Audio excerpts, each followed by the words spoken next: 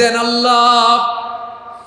এমন কোন জুলুম নাই, গুনাহ নাই আমি করি নাই, সগীরা কবিরা, জেনে না জেনে, ইচ্ছায় অনিচ্ছায়, শিরকি বেদাতি সব গুনাহ করেছি। আল্লাহ, আকাশের নিচে জমিনের উপরে আমার চেয়ে বড় গুনাহগার আর কেউ নাই।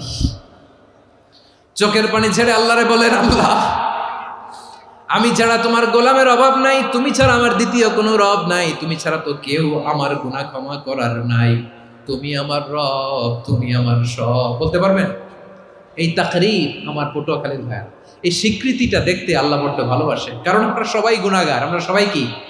বিশ্বনবী বলেন কুল্লুকুম খাত্তাউন, বানি আদম তোমরা সবাই পাপী। সবাই কি?